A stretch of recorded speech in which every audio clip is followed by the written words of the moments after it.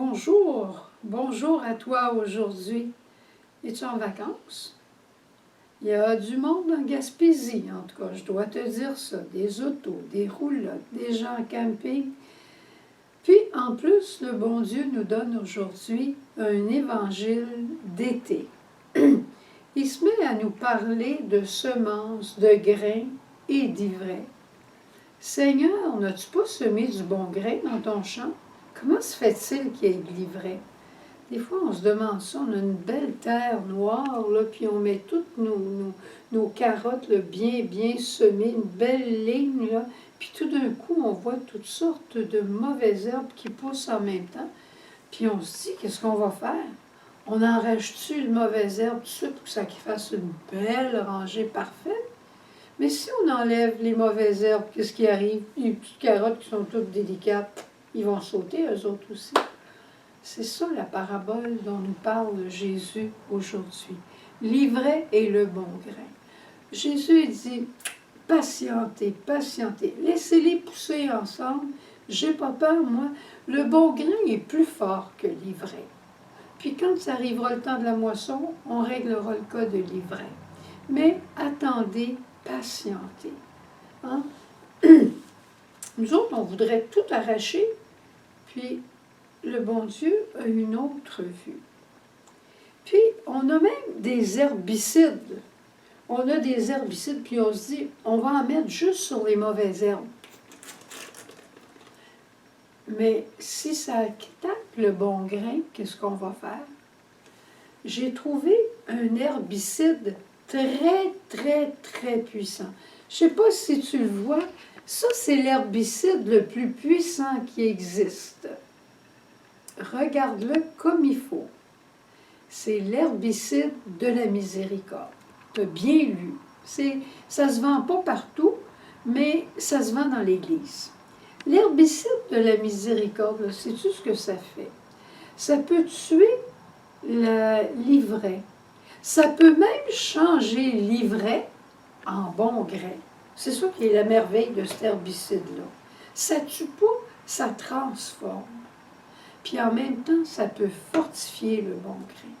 Chaque fois qu'on reçoit la miséricorde de Dieu, c'est pour nous fortifier, pour devenir encore plus bon grain, pour devenir encore un meilleur grain, plus fort encore, qui ne se laisse pas avoir par l'ivraie, mais qui devient assez puissant. La bonté chez l'homme peut être assez puissante pour arriver à convertir l'ivraie. Des fois, là, je me dis, il ne faut pas juste se vaporiser avec ça. Il faudrait quasiment en boire. Il faudrait quasiment que ça rentre en nous. Mais c'est ça le sacrement du pardon.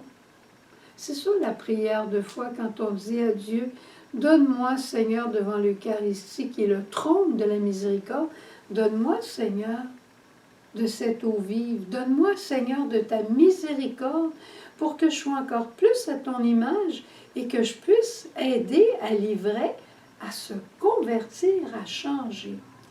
Dans notre cœur, il y en a du bon grain. Puis il y a de l'ivraie aussi. Puis la miséricorde est capable d'en venir à bout. Dans le cœur de l'autre, il ne faut pas penser qu'il y a juste de l'ivraie. Il y a aussi du bon grain. Puis il ne faut pas toujours vouloir changer l'autre. L'autre qui n'est pas à mon goût, là, il appelle plus mon changement à moi, qui appelle que ça ne me regarde pas le changement de l'autre, en fait. Si je peux contribuer à le rendre plus heureux, j'aurais gagné quelque chose. Mais un frère, une sœur, un conjoint, un enfant, c'est pas comme un petit chien qu'on va dresser à la manière que l'on veut. C'est un être humain avec ses limites, avec son ivresse, son bon grain. Il est probablement, comme saint Paul dit, il fait le mal qu'il ne veut pas, puis il ne fait pas le bien qu'il veut. Hein? Mais par contre, c'est Dieu qui va travailler dans l'âme de l'autre, pas moi. Mais moi, je suis là pour l'aimer. Puis si je ne suis pas capable, moi aussi j'en ai besoin de cet herbicide-là, pour tuer peut-être en moi ce qui est dur, ce qui est rancœur, ce qui est justicier, ce qui est légaliste. Tout ça, le Seigneur veut que ça disparaisse. Puis il est patient dans sa manière de le faire. Alors, on se rappelle aujourd'hui que la miséricorde vient à bout de tout l'ivraie.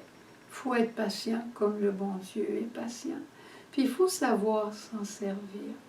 Puis en même temps, on va demander de l'aide. C'est quand on demande de l'aide, quand on a des mauvaises herbes, nous autres, où on a des choses comme ça, où on veut surtout mettre de l'engrais, on va dire, Lise, où est-ce que c'est ça? Où est-ce qu'il est l'herbicide? Où est-ce qu'il est l'engrais?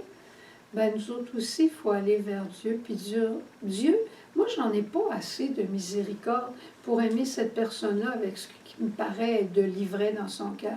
Tu peux-tu me donner ce dont j'ai besoin? Je te souhaite un beau dimanche.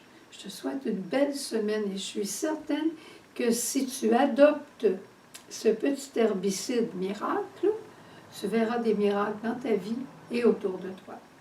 Bonne journée, on se retrouve demain. Ta miséricorde, ô mon Dieu, je veux